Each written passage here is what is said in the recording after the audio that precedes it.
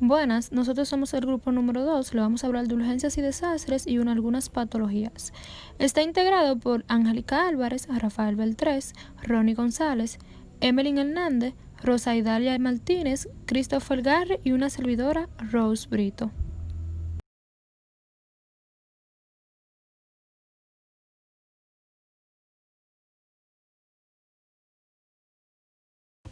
Debemos saber qué es una urgencia y qué es un desastre. Se le denomina urgencia a una situación que requiere una toma de decisión inmediata a efecto de evitar efectos indeseados.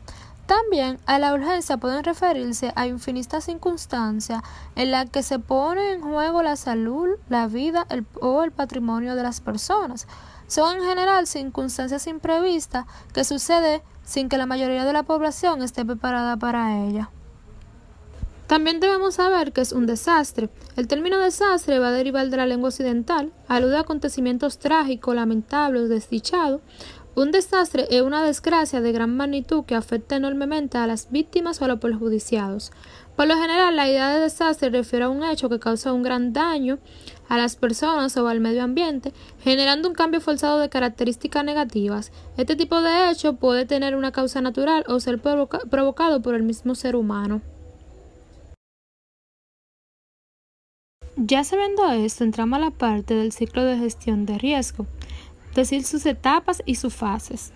El ciclo de gestión de riesgo se compone de 3 fases y 6 etapas. Las 3 fases son antes, durante y después, y las 6 etapas son preparación, prevención, investigación, rehabilitación y recuperación y respuesta.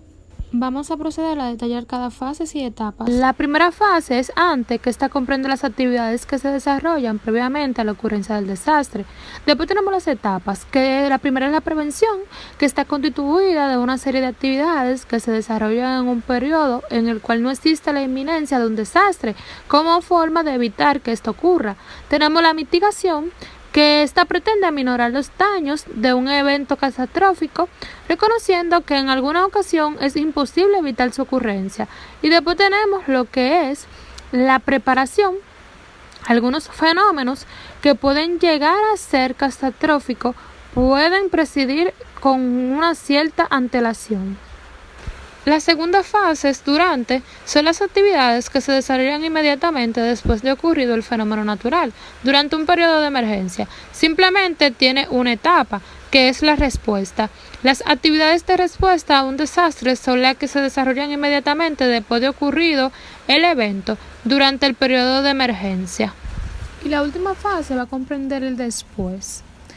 Esta es una serie de actividades que se desarrolla después de ocurrido el desastre y comprende 2 etapas, que es la rehabilitación, que es el periodo de transición que se inicia después de terminada la respuesta de emergencia. En esta etapa se restablecen los servicios básicos indispensables a un corto plazo, por ejemplo, el servicio de abastecimiento de agua potable. Y por último, vamos a tener la etapa de reconstrucción, que esta consiste en la preparación de la infraestructura y la restauración del sistema productivo a mediano o largo plazo, con una mira de alcanzar o superar el nivel de desarrollo previo al desastre.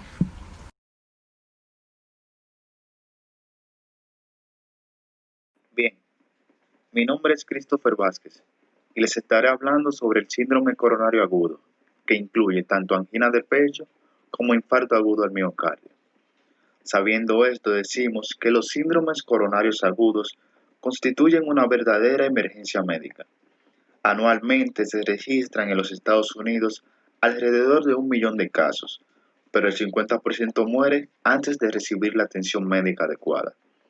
La principal causa de estas muertes se debe a la fibrilación ventricular. Bien, entonces seguimos con la definición de infarto agudo al miocardio. El mismo se define como la presencia de una isquemia aguda mayor de 30 minutos, asociada a la elevación de los marcadores de daño tisular troponinas, haciendo especial énfasis en las troponinas debido a que éstas nos diferencian el infarto agudo al miocardio de la angina de pecho, debido a que la última no presenta troponinas en sangre cuando le hacemos el estudio. Estas características deben estar acompañadas con al menos uno de los siguientes, que son el dolor precordial opresivo mayor a 30 minutos, cambios electrocardiográficos de necrosis o elevación o depresión del segmento ST. La identificación oportuna de un síndrome coronario agudo por un médico de atención primaria permite tomar medidas apropiadas que disminuyen la mortalidad.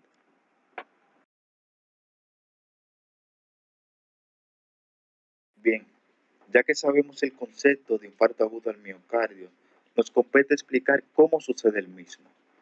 Este es producido por la ruptura de una placa aterotrombótica de alto riesgo, que activa la cascada intrínseca de la coagulación y produce una trombosis aguda.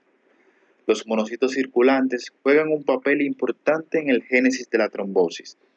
Estos liberan unas enzimas llamadas metaloproteinasas que degradan la matriz celular de la placa vulnerable, induciendo a ruptura, hemorragia de la placa y trombosis aguda. Aquí les dejo un GIF alusivo a lo que es un infarto agudo al miocardio. Bien, el síndrome coronario agudo puede clasificarse de la siguiente manera. A. En síndrome con elevación del segmento ST y síndrome sin elevación del segmento ST. Estos últimos se deben a la obstrucción parcial o incompleta de la arteria coronaria y recibe el nombre de trombos suboclusivos.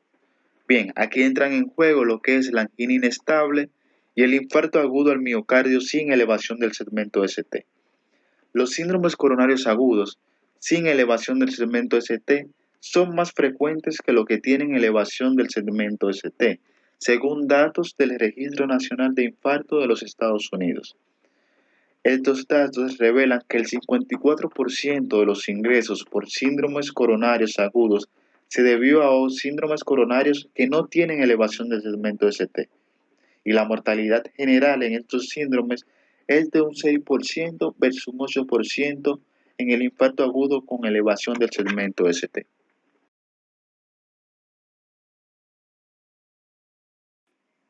Bien, existen factores a tomar en cuenta que disminuyen la mortalidad de un paciente que ha sufrido un infarto agudo al miocardio. Tales factores son el traslado temprano al hospital, la administración precoz de agentes trombolíticos y el tratamiento adecuado de las arritmias cardíacas, que como había mencionado anteriormente, específicamente la de fibrilación ventricular, es la que tiene el mayor índice de muerte en el paciente que ha sufrido un infarto agudo al miocardio. Este índice es alrededor del 50%. Existen otros factores que ayudan a mantener o a aumentar la probabilidad de que el paciente salga bien de este proceso, que son la de realizar un examen físico minucioso, realizar un electrocardiograma, hacer métodos diagnósticos como es la troponina, que como había mencionado anteriormente, es la que nos indicará si es un infarto o una angina de pecho. También se hace ecocardiograma, resonancia magnética cardíaca o prueba de esfuerzo. La exploración física pronta y apropiada nos permitirá identificar a los enfermos de mayor riesgo y la presencia de complicaciones graves como arritmias cardíacas, fallo cardíaco o shock cardiogénico.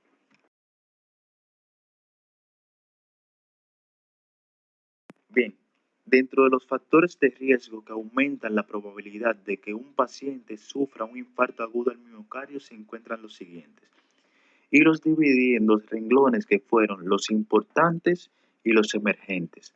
Dentro de los importantes tenemos la hipertensión arterial, la hipercolesterolemia, el tabaquismo, la diabetes mellitus, la obesidad y la elevación de la proteína C reactiva. Dentro de los emergentes tenemos la elevación del fibrinógeno, la lipoproteína LP, la fosfolipasa A2, la apoproteína B y el score de calcio en la coronaria. Bien, estas partes que tengo en negrita son lo que tienen en referente a la República Dominicana y son los factores de riesgo que han tenido mayor porcentaje en la población dominicana. Bien, con un 66% fue la hipertensión arterial, un 32% la hipercolesterolemia, la diabetes cuenta con un 42% y la obesidad con un 26%. Este estudio fue realizado por Pichardo, Ramírez en el año 2005. Bien, para el diagnóstico del infarto agudo al miocardio, tenemos en cuenta principalmente lo que es la elevación de los marcadores de daño tisular, troponinas y SPK. Bien, que las mismas, como había mencionado anteriormente, son las que nos diferenciarán el infarto agudo al miocardio de la angina de pecho. También tenemos en cuenta lo que es como criterio clínico el dolor precordial típico mayor a 30 minutos, cambios electrocardiográficos del segmento OST, ya sea elevación o depresión, onda Q de necrosis, que es una onda Q con una duración de mayor a 30 segundos y una altura de mayor de 1 milímetro, y las alteraciones de mortalidad parietal del ventrículo izquierdo. Bien, todos estos nos ayudarán con el examen físico a dar un buen diagnóstico de un infarto agudo al miocardio. Y como había mencionado anteriormente, y sigo haciendo énfasis, el detalle está en identificar las troponinas, que son los verdaderos marcadores de daño tisular, y es lo que nos indica si hubo verdaderamente un infarto agudo al miocardio.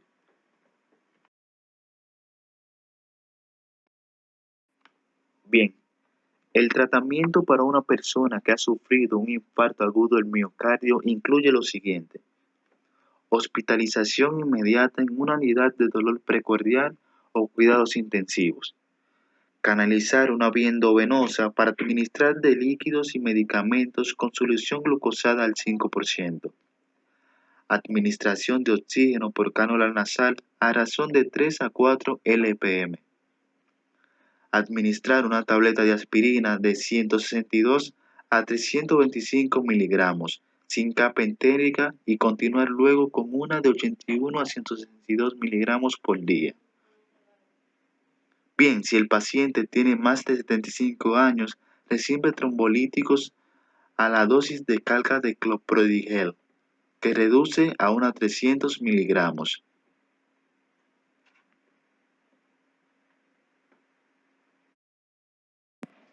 Bien, dentro de los tratamientos coadyuvantes, sabiendo que estos tratamientos son aquellos que contribuyen o ayudan a la solución del problema de la enfermedad de manera suplementaria, tenemos los nitratos, la aspirina, los betabloqueadores y las estatinas. Bien, angina de pecho. Como había mencionado anteriormente, la angina de pecho se diferencia del infarto agudo al miocardio en que éstas no presentan troponinas en sangre. Bien, y el concepto es el siguiente: la angina de pecho es un tipo de dolor de pecho provocado por la reducción del flujo sanguíneo al corazón. La angina de pecho es un síntoma de una enfermedad de las arterias coronarias. Como podemos ver en la imagen, esta hace alusión a una placa de ateroma obstruyendo una rama de lo que son las coronarias. Esta reducción de flujo sanguíneo hacia el corazón es lo que produce ese fuerte dolor precordial. Entre los síntomas que acompañan a una angina de pecho se encuentran los siguientes: dolor o molestia en el pecho, un dolor que se irradia hacia los brazos o hacia el maxilar inferior, náuseas, fatiga, falta de aire, sudoración y mareos. Todos estos síntomas nos indican que estamos frente a una angina de pecho. Tengo dos imágenes alusivas que hacen al dolor precordial y a la sudoración excesiva que puede presentar el paciente. Bien, por último aquí les tengo la clasificación de las anginas, que se pueden clasificar según la severidad, según la circunstancia clínica y según la intensidad del tratamiento. Según la severidad, tenemos que se clasifican en clase 1, clase 2 y clase 3. La clase 1 hace referencia a la angina establecida de forma severa y acelerada. La clase 2 hace referencia a la angina en reposo, aguda mayor de 48 años de presentación.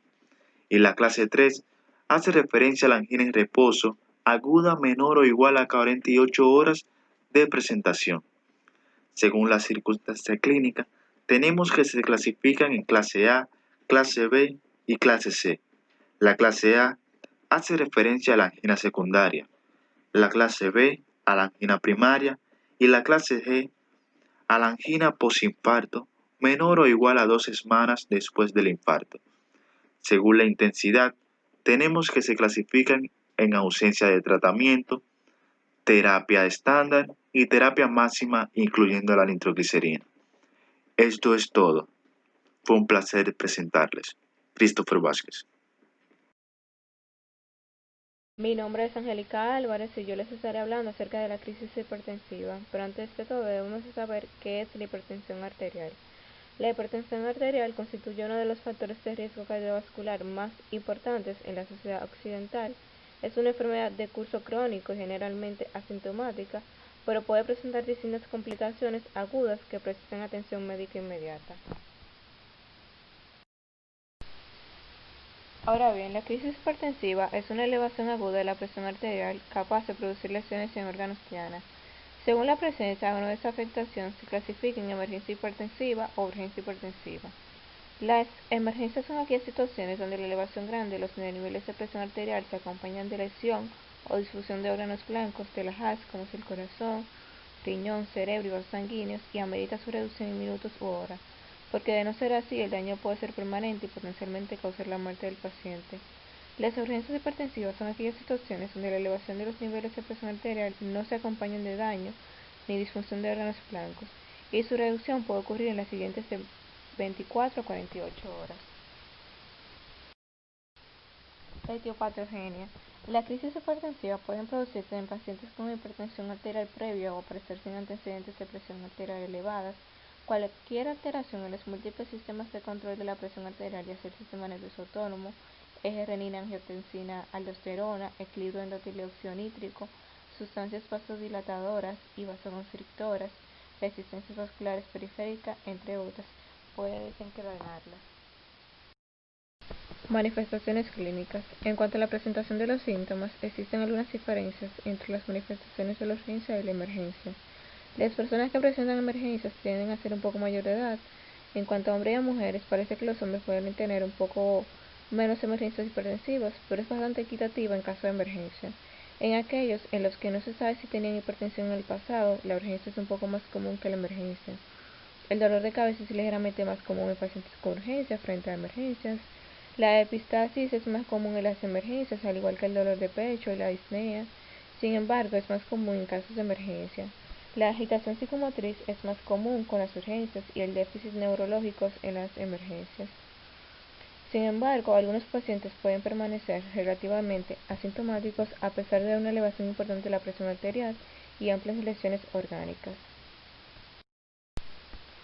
Situaciones que se consideran una urgencia hipertensiva está la hipertensión arterial de rebote tras abandono brusco de medicación hipotensora, hipertensión arterial con insuficiencia cardíaca leve o moderada y la preeclampsia. Situaciones que se consideran una emergencia hipertensiva. En las cardíacas tenemos aneurisma disecante de aorta, insuficiencia cardíaca grave o edema agudo de pulmón, síndrome coronario agudo. En las cerebrovasculares tenemos las encefalopatías hipertensivas, ictus hemorrágicos, traumatismo craneal o medular, y en la renal, insuficiencia renal aguda. También tenemos la eclampsia, epistaxis severa y grandes quemaduras. Anamnesis orientativa. Tenemos los antecedentes personales y familiares y los síntomas acompañantes. En los antecedentes personales y familiares debemos interrogar sobre la existencia de antecedentes y tiempo de evolución de la hipertensión arterial, la crisis hipertensiva previas, el tratamiento antihipertensivo y adherencia. También las cifras habituales de presión arterial, la presencia de otros factores de riesgo cardiovascular o enfermedad cardiovascular conocida, circunstancias psicosociales, enfermedades concomitantes y antecedentes de patologías asociadas a la hipertensión arterial, también uso de fármacos que puedan elevar la presión arterial y el consumo de drogas. En los síntomas acompañantes debemos interrogar sobre síntomas que puedan sugerir la afectación de órganos diana, como son la cefalea, mareo, vómitos, dolor torácico, disnea, síntomas visuales o neurológicos. También debemos dedicar especial atención a la detección de disminución del estado de conciencia, síndrome confusional agudo, focalidad neurológica, dolor torácico agudo, síntomas de insuficiencia cardíaca, shock y embarazo. En la urgencia hipertensiva el paciente puede estar asintomático. Exploración física. En primer lugar, es importante confirmar las cifras de presión arterial para determinar si se trata de una verdadera crisis hipertensiva, o sea, realizar varias lecturas en condiciones basales, postura correcta y presión adecuada. La exploración física sistemática irá encaminada a identificar la existencia de signos sugerentes de una emergencia hipertensiva, de acuerdo con lo que voy a detallar a continuación, como es la frecuencia cardíaca, frecuencia respiratoria y saturación de oxígeno. En la exploración cardiopulmonar, identificar signos de insuficiencia cardíaca congestiva. En la exploración abdominal básica, descartar soplos abdominales y el examen de pulsos femorales. Exploración neurológica básica, descartar alteraciones que sugieran encefalopatía hipertensiva o enfermedad cerebrovascular aguda. Y fondo de ojo, descartar el diagnóstico de hipertensión acelerada maligna. Tratamiento. La elección de tratamiento hipotensor dependerá de si se trata de un paciente con diagnóstico previo de hipertensión arterial y tratamiento crónico respectivo, o bien de una urgencia hipertensiva en un paciente sin antecedentes de hipertensión arterial. Son numerosos los grupos farmacológicos hipotensores disponibles para el tratamiento de la urgencia hipertensiva, sin un consenso definido sobre el fármaco de elección. La vía de administración de elección es la vía oral, ya que no existen razones suficientes para seguir recomendando el uso de la vía sublingual para el tratamiento de la crisis hipertensiva. Aquí debajo, en el cuadro que estamos viendo, podemos ver los fármacos más utilizados en el tratamiento de la urgencia hipertensiva en atención primaria. Tenemos el atenolol, labetalol, carvedilol, diltiazem, nicardipino, verapamilo, amlodipino, lazidipino, captopril, enalapril, pratoxin y doxapina. La reducción brusca de la presión arterial está contraindicada por el riesgo de provocar isquemia cerebral, miocárdica o renal, especialmente en hipertensos crónicos, ya que suelen presentar alteraciones en los mecanismos de autorregulación de la presión arterial. Hola, mi nombre es Emelín Hernández y yo les voy a hablar sobre el edema agudo del pulmón. Pero antes debemos saber qué es un edema, y este no es más que el aumento de líquido en el intersticio. Este puede tener varias causas, entre las que origina el transudado causado por edema generalizado por disminución de la presión oncótica, que esto lo podemos ver en los síndromes necróticos. Y también puede ser por aumento de la presión hidrostática, como ocurre en la insuficiencia cardíaca. Dentro del edema agudo de pulmón podemos encontrar que está el edema agudo de pulmón de causa cardiogénico y el de causa no cardiogénica. Ahora bien, el edema agudo de pulmón de causa cardiogénica no es más que una forma aguda y potencialmente letal de la insuficiencia cardíaca aguda izquierda, en la que debido al aumento brusco de la presión de la aurícula izquierda y de los capilares pulmonares, se va a producir una acumulación de líquido en el espacio intersticial y los alvéolos pulmonares, desarrollándose como consecuencia una insuficiencia respiratoria aguda. Cuando hablamos del edema pulmonar no cardiogénico, ya este no es más que una entidad heterogénea que agrupa condiciones que se caracterizan por el aumento de la permeabilidad de la barrera endotelial o vascular. Cuando hablamos ya de la fisiopatología, podemos distinguir que en el edema agudo de pulmón de tipo cardiogénico vamos a tener un edema hidrostático o hemodinámico. Mientras que en el no cardiogénico este va a ser causado por el aumento de la permeabilidad o distrés respiratorio agudo. Ahora bien, en el edema de pulmón de tipo cardiogénico, este va a obedecer a un incremento de la permeabilidad hidrostática que supera la capacidad del drenaje del tejido linfático perialveolar, que estará característicamente en la barrera endotelial y se encuentra intacta. Mientras que en el no cardiogénico se va a producir una disrupción en la barrera endotelial por un proceso inflamatorio permitiendo el ingreso de líquido y algunos solutos al espacio alveolar, estando en la presión hidrostática normal. En cuanto al cuadro clínico, tenemos que la presentación clínica del edema agudo de pulmón, cardiogénico y no cardiogénico, pueden ser similares. Suele presentarse como un cuadro agudo con disnea, taquicardia, debido al edema intersticial, así como hipopsia y cianosis, asociada a veces puede asociarse a tos y expectoración rosada, secundaria a la ocupación alveolar. En el diagnóstico, es basado fundamentalmente en la exploración física del enfermo en cuestión y la radiografía de tórax.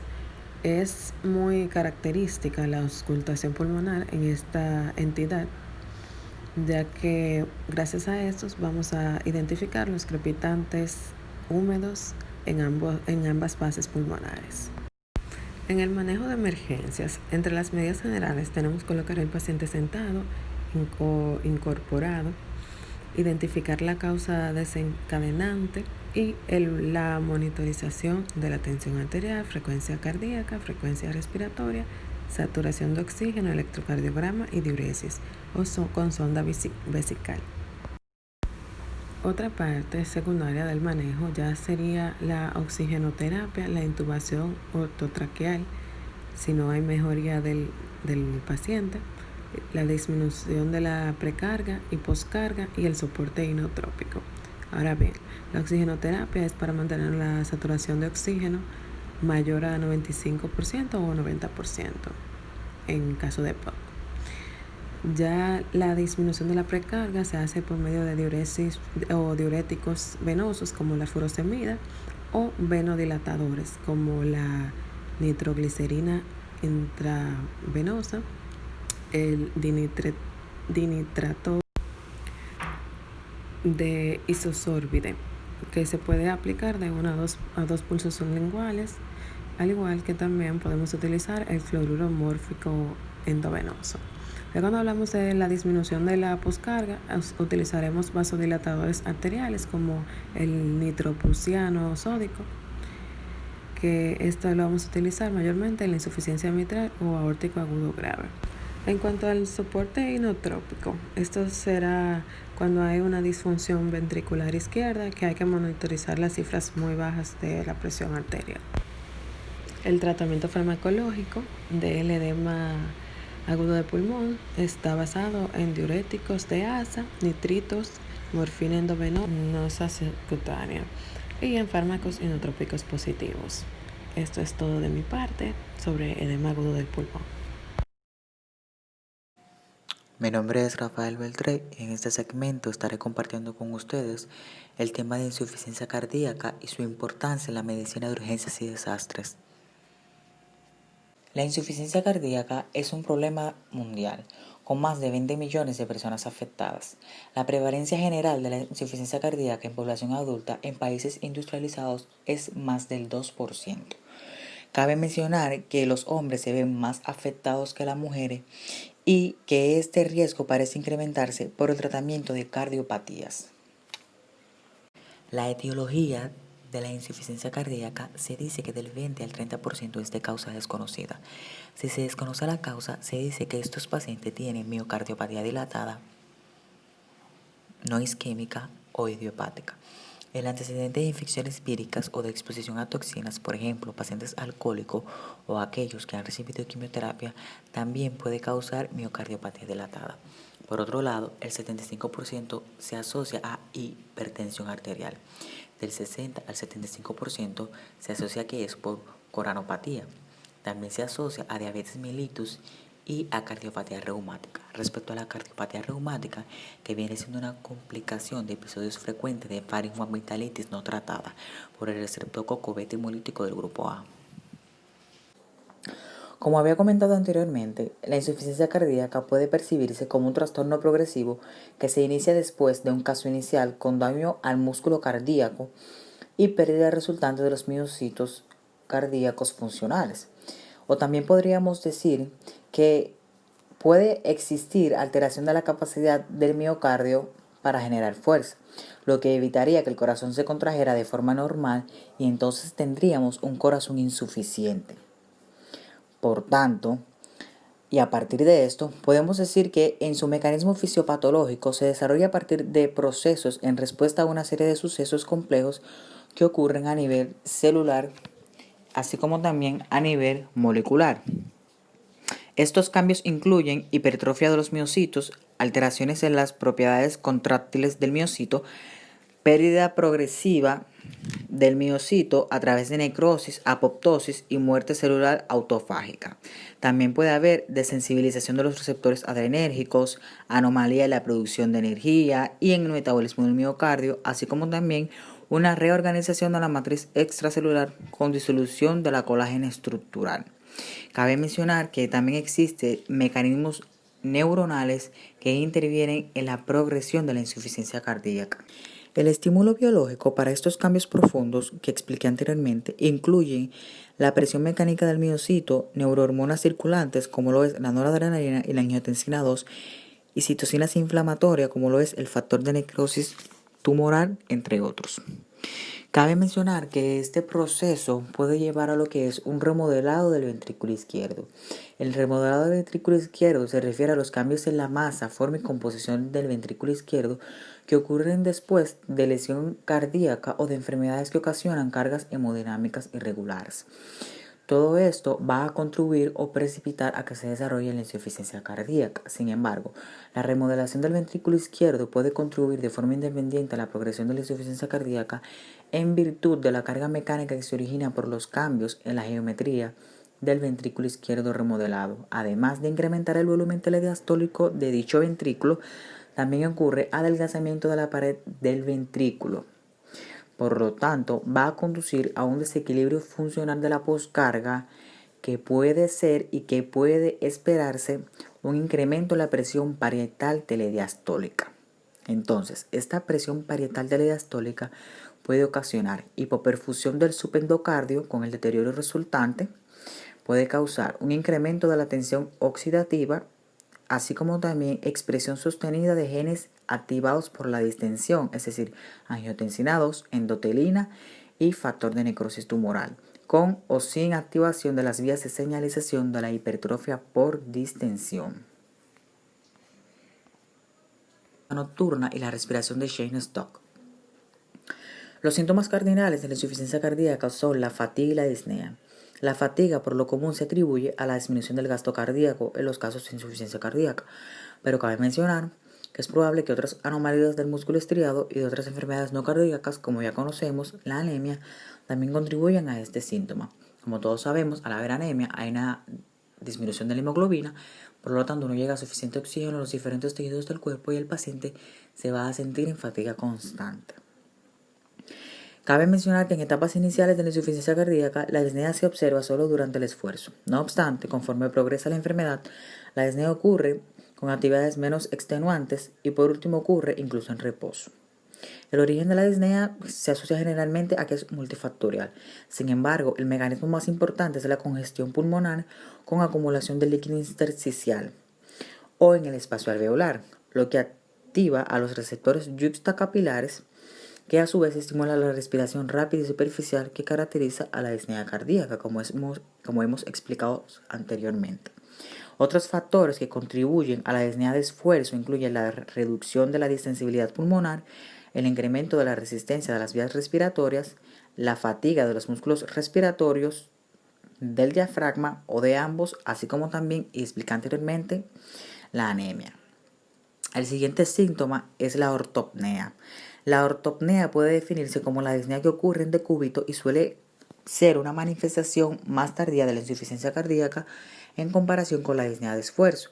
Resulta de la redistribución del líquido de la circulación esplácnica y de las extremidades inferiores hacia la circulación central durante el decúbito.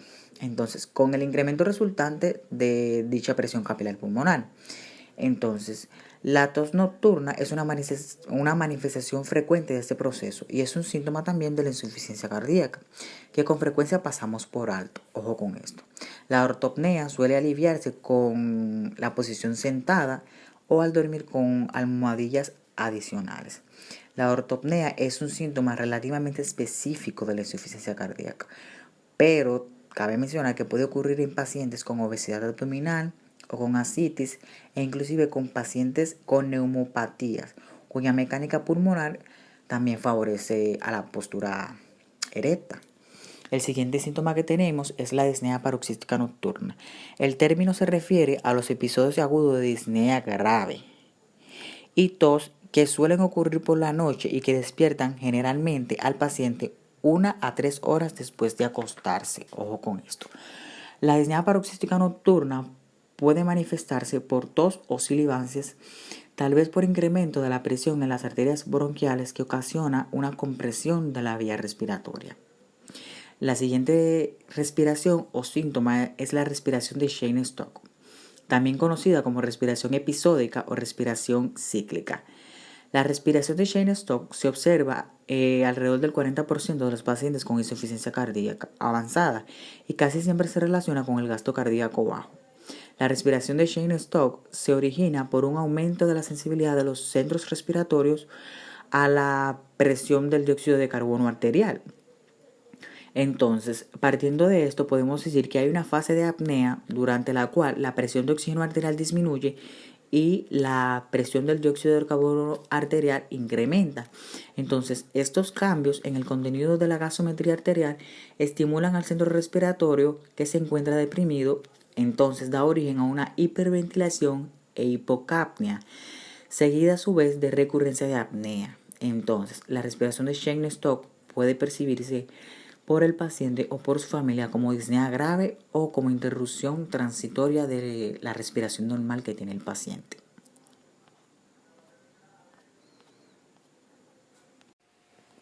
La exploración física en un paciente que se sospeche de insuficiencia cardíaca es de suma importancia, debido a que ésta no puede dar u ofrecer datos a favor de que nos guíen hacia un diagnóstico más certero. La apariencia y los signos vitales. En la insuficiencia cardíaca leve o moderada grave o moderadamente grave, el paciente no presenta angustia en reposo, excepto por una sensación de incomodidad cuando permanece en decúbito por más de unos cuantos minutos.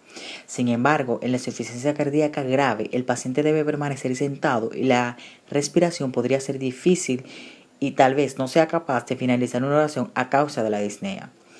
La presión arterial sistólica, por otro lado, puede estar normal o puede encontrarse elevada en etapas iniciales de dicha patología, pero en general se encuentra reducida en la insuficiencia cardíaca avanzada, porque esto se debe a la disfunción grave del ventrículo izquierdo que expliqué anteriormente. Puede haber reducción de la presión del pulso, lo que refleja una disminución del volumen sistólico.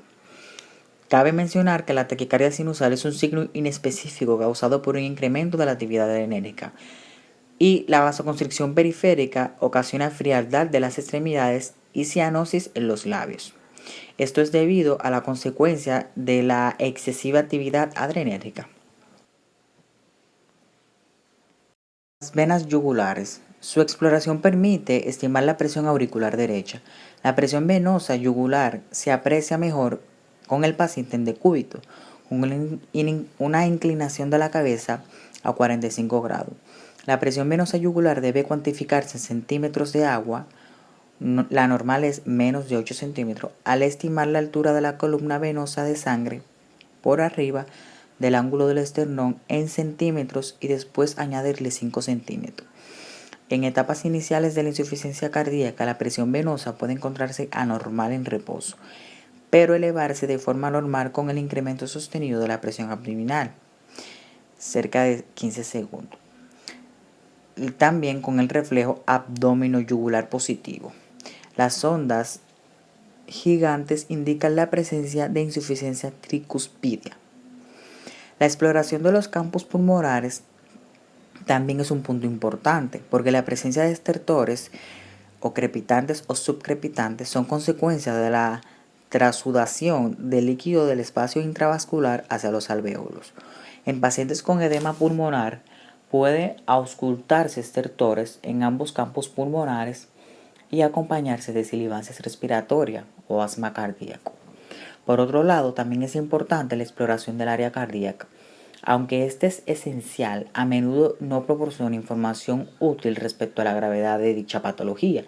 Si hay cardiomegalia, el punto de impulso máximo por lo general se desplaza por debajo del quinto espacio intercostal y por fuera de la línea mesoclavicular, y el impulso se palpa en más de 2 espacios intercostales. La hipertrofia agraria del ventrículo izquierdo ocasiona que dicho punto de impulso máximo sostenido en algunos pacientes que ausculta un tercer fluido cardíaco, el cual también se palpa en el vértice del corazón. Los pacientes con aumento de tamaño o hipertrofia del ventrículo derecho pueden tener un impulso paraesternal izquierdo prolongado durante toda la sístole. Valoración de la New York Association. Se va a clasificar o se va a valorar la insuficiencia cardíaca y el estado del paciente en 4 clases. La clase 1 se define como paciente con enfermedad cardíaca pero sin limitación física. La clase 2, paciente con enfermedad cardíaca que produce ligera limitación de actividad física. La clase 3, paciente con enfermedad cardíaca que produce limitación notable en la actividad física. Y la clase 4 es un paciente que tiene una enfermedad cardíaca y tiene a la vez una incapacidad para realizar cualquier actividad física. El diagnóstico de la insuficiencia cardíaca se realiza generalmente por exámenes de laboratorio habitual, electrocardiograma, radiografía de tórax, biomarcadores, prueba de esfuerzo, entre otros. En el examen de laboratorio, los pacientes con insuficiencia cardíaca de inicio reciente y aquellos de manera crónica y descompensación aguda deben someterse a estudios de biometría hemática completa, electrolito de sangre, nitrógeno ureico sanguíneo, creatinina sérica, enzimas hepáticas y análisis de orina. En pacientes selectos se realiza una valoración de diabetes mellitus con glucosa sérica en ayuno o prueba de tolerancia a la glucosa oral, dislipidemia y anomalías tiroideas. En el electrocardiograma se recomienda la realización sistémica de un EKG de 12 derivaciones. La mayor importancia de este estudio es valorar el ritmo cardíaco, establecer la presencia de la hipertrofia del ventrículo izquierdo o el antecedente de una insuficiencia cardíaca o una insuficiencia de la válvula mitral. Se va a valorar si hay presencia o ausencia de ondas Q, así como medir la duración del complejo QRS para establecer si el paciente podría beneficiarse del tratamiento de resincronización. Un EKG normal prácticamente excluye la disfunción sistólica del ventrículo izquierdo. La radiografía de tórax. Esta proporciona información útil respecto al tamaño y forma del corazón y permite valorar el estado de la vasculatura pulmonar, además de identificar causas no cardíacas de los síntomas que tiene el paciente y por lo cual acudió a consulta o por lo cual acudió a un servicio de urgencias y emergencias. Generalmente los pacientes con insuficiencia cardíaca aguda tienen evidencia de hipertensión pulmonar, edema intersticial, edema pulmonar o combinación de estos, pero la mayoría de estos pacientes con insuficiencia crónica no presenta estas manifestaciones. La ausencia de estos datos en pacientes con insuficiencia cardíaca crónica refleja el incremento de la capacidad de los linfáticos para eliminar el líquido pulmonar e intersticial. Los biomarcadores y la prueba de esfuerzo. Los biomarcadores, las concentraciones circulantes de péptidos natriuréticos son auxiliares útiles para el diagnóstico de esta patología. El péptido natriurético tipo B y ProBNP aminoterminal se libera en el corazón con insuficiencia y son marcadores relativamente sensibles para la presencia de esta patología con disminución de la fracción de eyección. También se encuentran elevados en pacientes con insuficiencia cardíaca leve, aunque en menor grado. En pacientes ambulatorios con disnea, la medición de estos biomarcadores es útil para apoyar la toma de decisión clínica respecto al diagnóstico de la insuficiencia cardíaca, en especial en el caso de falta de certeza clínica. Respecto a la prueba de esfuerzo, por otro lado, en pacientes con insuficiencia cardíaca no se recomienda en forma habitual la prueba de esfuerzo en banda sin fin o en bicicleta fija, pero pueden ser útiles para valorar la necesidad de trasplante cardíaco en pacientes con insuficiencia cardíaca avanzada. Una captación máxima de oxígeno se relaciona generalmente con un pronóstico relativamente malo. El tratamiento de la insuficiencia cardíaca se utiliza diuréticos intravenosos, tratamiento vascular, tratamiento con ionotrópicos y antagonistas neuromusculares.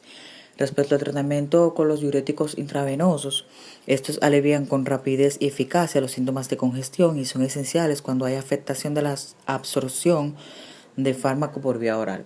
Estos fármacos, al inhibir la reabsorción de sodio, de cloro, y consigo la reabsorción de agua, van a disminuir la volemia, van a disminuir la carga hemodinámica, por lo tanto van a mejorar la sintomatología cardiorrespiratoria del paciente. Luego sigue el tratamiento vascular, luego seguimos con el tratamiento ionotrópico. El tratamiento ionotrópico generalmente en individuos con estado bajo del gasto cardíaco, este tratamiento mejora la perfusión y alivia la congestión aguda.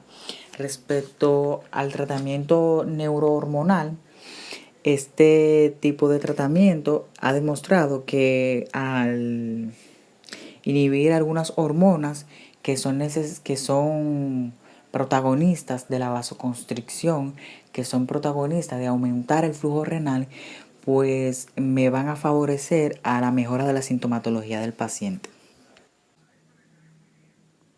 La insuficiencia cardíaca en el servicio de urgencia y emergencia es un acápite muy importante, debido a que son muchos los pacientes que llegan con crisis por esta patología de base, crisis respiratoria o pacientes que pueden desarrollar una acidosis metabólica o una acidosis respiratoria como complicación de su patología de base.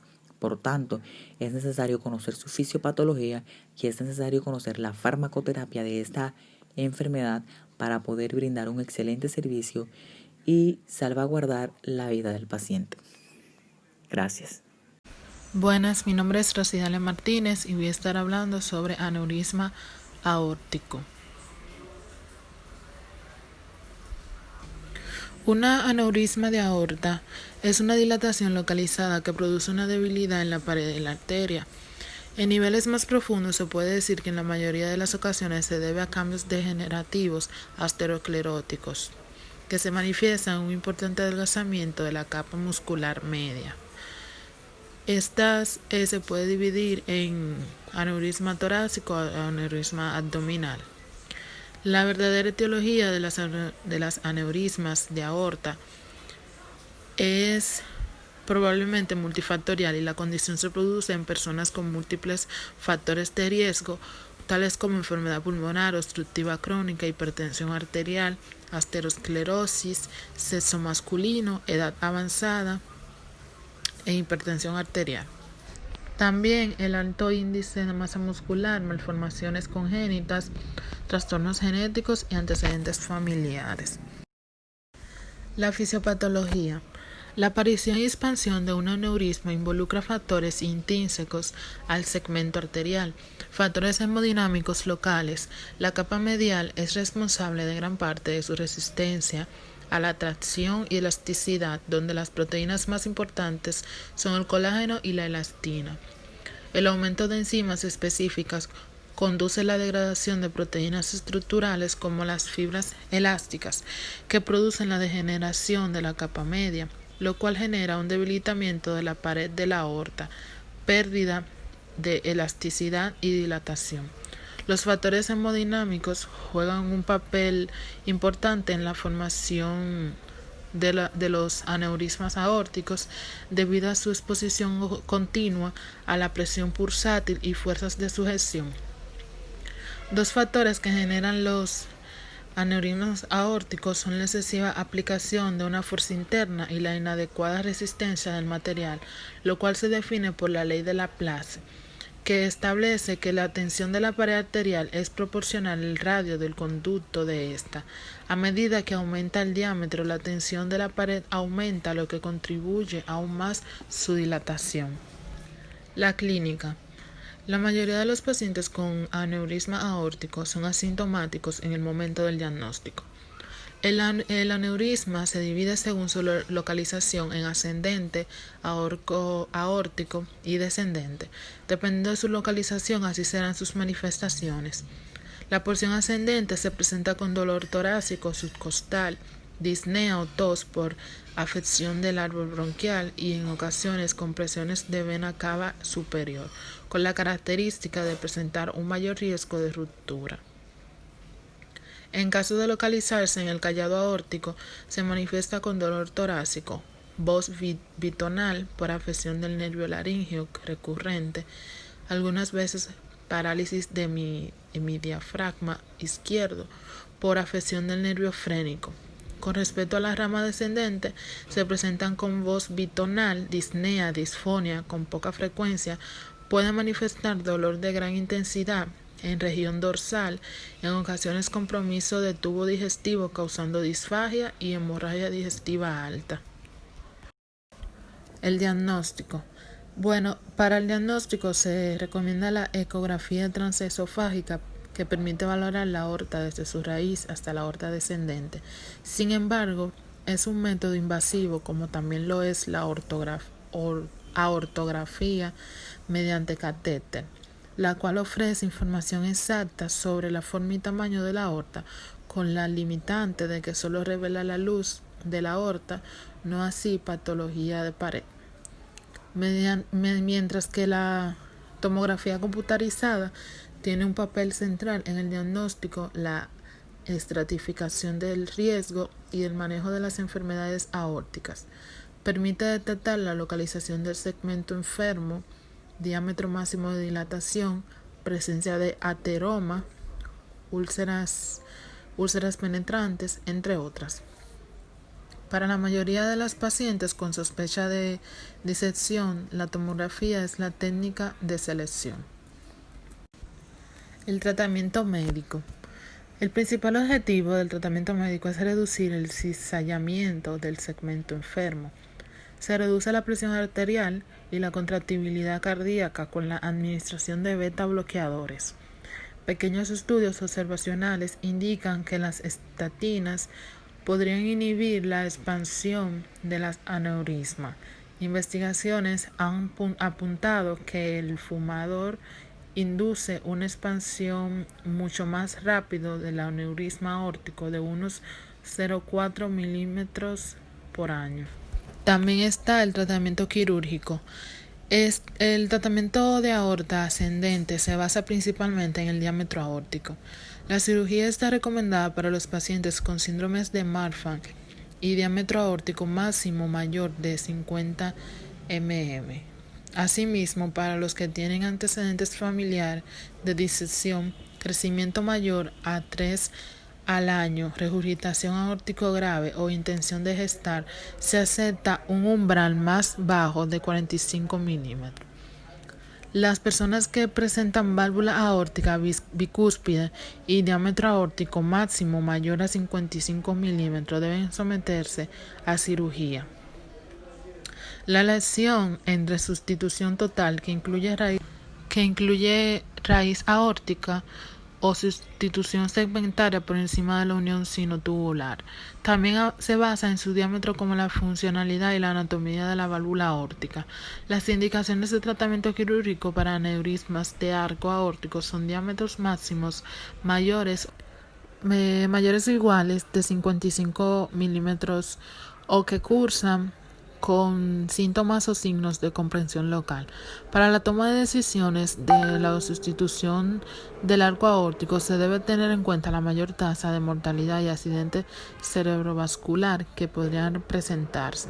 No obstante, otra alternativa de cirugía es la reparación endovascular de aorta torácica. Para el tratamiento se debe considerar reparación endovascular en los casos que se presentan con diámetro máximo mayor a 55 mm o cirugía abierta en pacientes con diámetro máximo mayor o igual a 60 milímetros. Muchas gracias. Para culminar, hablaremos de lo que es pericarditis y endocarditis. Esto estará presentado por Ronnie González Plasencia. La pericarditis no es más que la inflamación e irritación del pericardio. Este suele ser el proceso patológico más frecuente que afecta al pericardio. Dentro de su presentación clínica encontramos lo que es un dolor de pecho que se caracteriza por ser punzante e intenso y que se presenta en el centro o en el lado izquierdo del pecho, al igual que suele ser más intenso al inhalar. Encontramos también una dificultad respiratoria al declinarse, encontramos palpitaciones cardíacas, poca fiebre, sensación general de debilidad, fatiga, náuseas, tos e hinchazón abdominal o en las piernas. Dentro de las causas de una pericarditis encontramos un trastorno inflamatorio sistémico. Este no es más que lupus o una artritis reumatoide. También encontramos traumatismos, que estas son las lesiones que afectan al corazón o al tórax. Y aquí estas nos provocan un taponamiento cardíaco. Encontramos otros trastornos como son una insuficiencia renal, tuberculosis, cáncer o sida y una pericarditis por ciertos medicamentos, aunque este es muy poco frecuente, pero se puede presentar en medicamentos como la isoniazida y la fenitoína. El taponamiento cardíaco, básicamente su causa principal es una pericarditis idiopática. Un taponamiento no es más que la acumulación de líquido o sangre dentro del espacio pericárdico y este comprime el corazón. Este tiene 3 signos principales que son conocidos como la tríada de Beck. Este presenta hipotensión, distensión de las venas del cuello y disminución del tono cardíaco. El manejo de una taponada cardíaca en una sala de emergencia no es más que una pericardiocentesis. Esto no es más que introducir una aguja en el ángulo sifoideo external o en la posición parasifoidea en un ángulo de 45 grados y extraer de 15 a 20 cc de sangre. Y esto nos permite estabilizar al paciente en la sala de emergencia y así poder subirlo al quirófano. Con esto se evita una necrosis subendocárdica. La pericarditis muestra 4 características diagnósticas principales, como es una pericarditis infecciosa vinculada con hipersensibilidad o autoinmunidad. Habitualmente está presente lo que es un dolor torácico que se caracteriza por ser muy intenso y en una posición retroesternal, y el cual se puede irradiar al área precordial izquierda, al cuello, al brazo o al hombro izquierdo. Tenemos como segunda característica un frote pericárdico audible que se caracteriza en el 85% de los casos. Básicamente se caracteriza por ser raspante o en forma de rayadura. Tenemos también lo que son cambios en el electrocardiograma, que viene siendo una consecuencia de la inflamación subepicárdica aguda. Y aquí encontramos lo que es una elevación amplia de los segmentos ST. Y por último tenemos un derrame pericárdico que se acompaña de dolor y cambios en el electrocardiograma. Una endocarditis es una lesión infecciosa que casi siempre afecta lo que son las válvulas cardíacas o el lado de baja presión de la comunicación interventricular. La endocarditis se puede clasificar según lo que es una evolución temporal de la enfermedad, según el sitio de infección, la causa de infección y el factor de riesgo predisponente. La endocarditis, encontramos lo que es una endocarditis aguda. Esta básicamente es una enfermedad febril que daña con rapidez las estructuras cardíacas. Esta tiene sitios de siembra extracardíacos y puede evolucionar hasta la muerte en varias semanas sin tratamiento. Una endocarditis subaguda, básicamente esta tiene una evolución indolora. Esta causa daño en las estructuras de forma lenta y rara vez hay diseminación hacia otras regiones. La endocarditis tiene los siguientes factores predisponentes, como es las enfermedades cardíacas congénitas, el consumo de drogas intravenosas, la edad, siendo más reincidente en los pacientes ancianos, una infección de la prótesis de reemplazo valvular que corre con al menos 6 a 12 meses, postquirúrgicos y se puede provocar una endocarditis por dispositivos cardiovasculares electrónicos implantables. Un sinnúmero de bacterias y hongos pueden causar lo que son episodios esporádicos de endocarditis. Básicamente las bacterias y hongos entran más por lo que son la cavidad bucal, la piel y las vías respiratorias altas. Aquí encontramos, por ejemplo, el Streptococcus viridans, Staphylococcus, Haemophilus y Cardiobacterium spp. La endocarditis presenta un síndrome de endocarditis clínica muy variable que puede ir entre la forma aguda y subaguda. Aquí encontramos una fiebre de un 80 a un 90% de frecuencia, escalofrío y transpiración entre un 40 y un 65%, anorexia, pérdida de peso y malestar en un 25 o 50%, al igual que mialgias, artralgias, dolor de espalda, soplo cardíaco, soplo de insuficiencia nuevo o agravado, embolia arterial, esplenomegalia, dedos hipocráticos, al igual que manifestaciones neurológicas, manifestaciones periféricas y petequias. Dentro del diagnóstico, en el laboratorio encontramos lo que es un hemocultivo positivo en el 90% de los casos, leucocitosis, anemia, una PCR y eritrosedimentación elevada, al igual que el compromiso de la función renal frecuente y factor reumatoide. En una radiografía de tórax encontramos lo que es una cardiomegalia, signos de hipertensión venocapilar pulmonar y signos de embolia pulmonar séptica. En un ecocardiograma encontramos un trastorno de conducción que es evidente en una prolongación del PR y pueden aparecer cambios relacionados con lo que es una pericarditis o cambios isquémicos por embolia coronaria. La endocarditis tiene los que son los criterios de Duke. Estos son unos criterios mayores y menores para la descripción de la misma. Por ejemplo, tenemos los criterios mayores donde tenemos un hemocultivo positivo y un ecocardiograma positivo donde se encuentra vegetación, abscesos o diseminación parcial en la prótesis o una insuficiencia valvular. Dentro de los criterios menores tenemos una cardiopatía o consumo de drogas por vía intravenosa. Tenemos fiebre mayor a 38 grados. Tenemos fenómenos vasculares como es un embolismo arterial, infartos pulmonares sépticos, hemorragia intracerebral, aneurisma micóticos, entre otros, al igual que tenemos los fenómenos inmunitarios como es una glomerulonefritis, nódulos de Osler, manchas de Roth y factor reumatoide. Y tenemos hemocultivos positivos que no cumplen con los criterios mayores o con los signos serológicos de infección activa. Aquí también tenemos que según estos criterios podemos ver que en una endocarditis infecciosa definitiva encontramos que si tiene 2 criterios mayores o un criterio mayor y 3 menores, o en dado caso se presentan 5 criterios menores, es una endocarditis infecciosa definitiva. Mientras que una endocarditis infecciosa posible tiene un criterio mayor y un criterio menor, o tiene 3 criterios menores. Y para rechazar una endocarditis, primero tenemos que tener una firme alternativa diagnóstica que explique el cuadro, al igual que tenemos una resolución del síndrome de endocarditis con una terapia antibiótica de 3 a 4 días.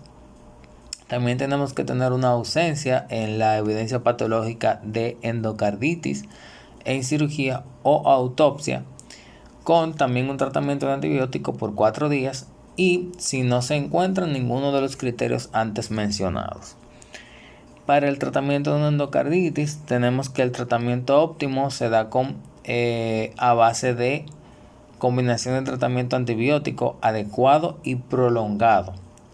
También se realiza una decisión quirúrgica para las estructuras afectadas y pudiendo llegar a ser necesario hasta del 50 hasta el 50% de los pacientes una cirugía para tratar la endocarditis, lo que provocadas mayormente por lo que son una infección fúngica.